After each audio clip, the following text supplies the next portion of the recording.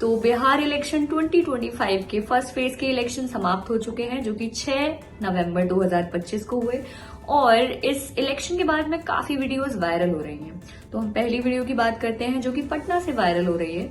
वहां एक वोटर बताते हुए नजर आ रहे हैं एक न्यूज रिपोर्टर को कि जब वो अपनी वोट कास्ट करने के लिए पहुंचे तो वहां उन्होंने पाया कि रजिस्टर में ऑलरेडी साइन था, यानी कि कोई उनकी जगह पे पहले से ही वोट देकर जा चुका है। और जबकि वो पहली बार ही वहां वोट करने गए थे और उनके फिंगर पे कोई भी वोटिंग का साइन मौजूद नहीं था, जिसका मतलब ये है कि वो खुद तो पहली बार ही गए थे और उनकी जगह पर किसी और ने वोट दे दिया था। और जब बीएलओ से उन्होंने इस चीज की बात करी तो कुछ खास समाधान हुआ नहीं। और एक और लेडी उस वीडियो में यह कहती हुई नजर आई कि जो उनका वोटिंग कार्ड पर जो उनका नाम है, उनके हस्बैंड का नाम है, वो तो सेम था, लेकिन रजिस्टर में जो कि बीएलओ के पास में होता है, वहां उन्होंने पाया कि उनकी शक्ल की जगह किसी और की शक्ल उस लिस्ट में मौजूद थी और उनकी जगह कोई और पहले से ही वोट देकर जा चुका था। और इस चीज पर बीएलओ से बातचीत की गई और उसका भी कोई समाधान नहीं हुआ है।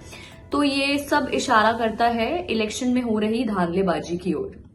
और दूसरी तरफ जो न्यूज आ रही है वो दीघा विधानसभा से आ रही है। वहां भी एक शख्स कहते हुए नजर आए कि जब वो वोटिंग लाइन में लगे हुए थे और वो ये कहते हुए नजर आ रहे हैं कि अभी तक तो उन्होंने वोट चोरी के बारे में सिर्फ सुना था, अब उन्होंने होते हुए देख भी लिया। वो बता रहे थे कि उनके सामने एक महिला मौजूद थी और वो पहली बार ही वोट कास्ट करने आई थी और वो काफी सुबह सुबह का समय बता रहे थे और रजिस्टर में ऑलरेडी उनका भी वोट मार्क्ड था। और जबकि उन्होंने बताया कि तब इलेक्शन शुरू ही हुए थे और वो काफी एज्ड की औरत थी, अबव 60, और वो वहां वोट करने आई और पहले से ही वोट हो चुका था।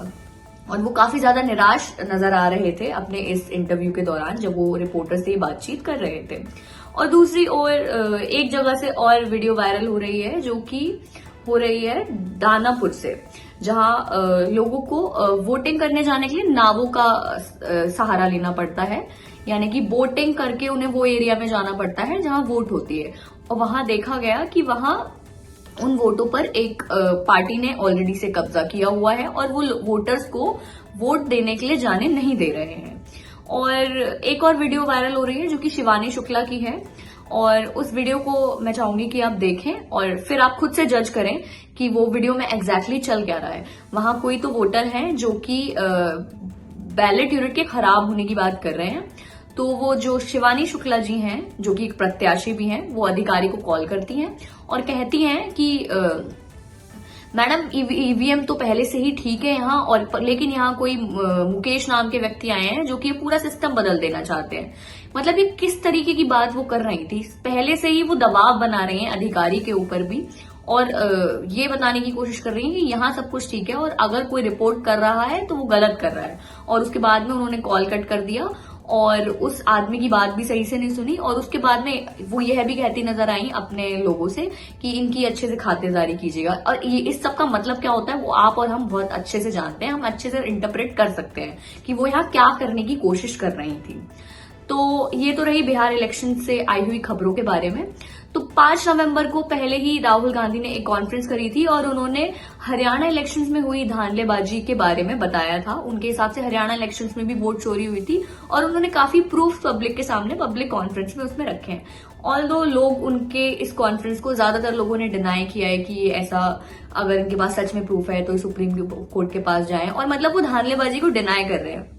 लेकिन चलो आप उस धांधलेबाजी को डिनाई कर सकते हो, मान लिया, लेकिन अभी जो एक दिन पहले ही इलेक्शन हुआ है और वहां से जो वीडियोस वायरल हो रही हैं, आप उनको कैसे डिनाई कर पाओगे?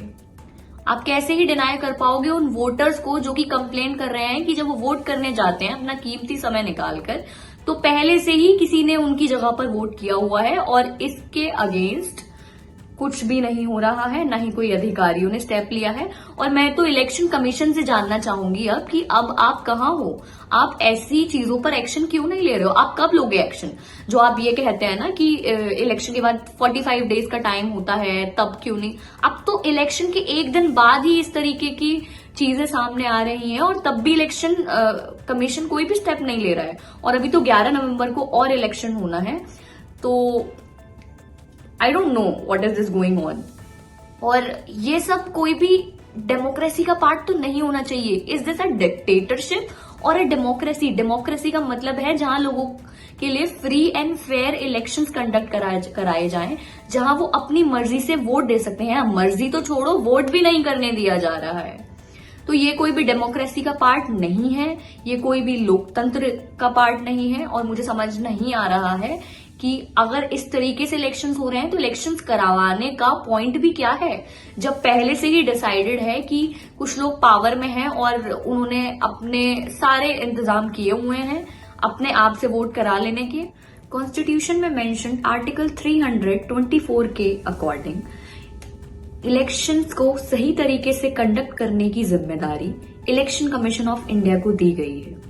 और हम आशा करते हैं कि जिस तरीके की वीडियोस सामने आ रही हैं, इलेक्शन कमीशन ऑफ इंडिया को तुरंत ही एक प्रेस कॉन्फ्रेंस करनी चाहिए और जिस तरीके की ये धांधलेबाजी इलेक्शंस में हो रही है उनको पब्लिक की जवाबदेही है और उनको बताना चाहिए कि ये क्या हो रहा है और वो क्या स्टेप्स लेंगे इन चीजों को करेक्ट करने के लिए। अभी तो 11 नवंबर के इलेक्शंस बाकी हैं और अगर इसी तरीके से इलेक्शंस करवाने हैं तो इतना पैसा, इतनी कैंपेनिंग की जरूरत क्या है? लोगों को इतनी लंबी लाइनें, लोग अपने काम छोड़ छोड़कर इलेक्शंस में वोट करने के लिए जाते हैं इसलिए कि कोई और आकर उनकी जगह पर पहले से ही वोट करके चला जाए।